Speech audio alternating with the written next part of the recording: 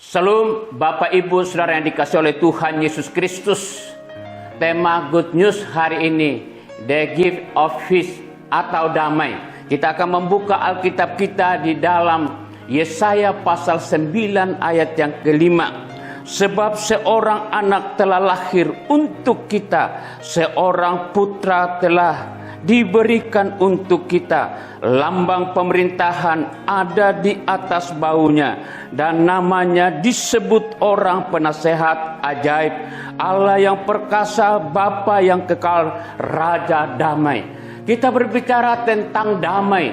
Dalam setiap hidup kita, kita harus perlu damai dalam hidup kita. Tapi kita belajar bahwa bagaimana kita sebagai orang Kristen, damai itu kita tidak bisa dapatkan dari hal-hal yang memberikan kepada kita. Hanya yang bisa memberikan damai dalam hidup kita, hanya Yesus Kristus yang lahir di Bethlehem. Lahir seorang raja yang kekal, raja damai yang memberikan dalam hidup kita. Orang yang selalu intim dengan Tuhan, dia meminta damai. Karena seorang yang memberikan damai itu hanya Yesus Kristus satu-satunya.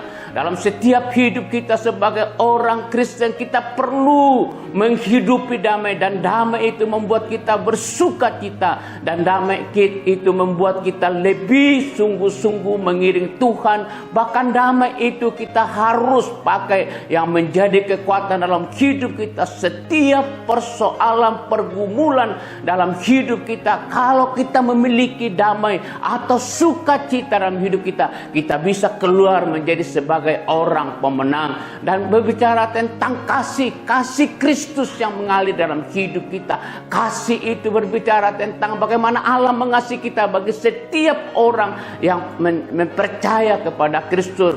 Dan saudara-saudara yang dikasihi oleh Tuhan Yesus Kristus, marilah kita memiliki dan minta damai. Damai ini hanya kita dapatkan di dalam Yesus Kristus menjadi penolong satu-satunya dalam hidup kita.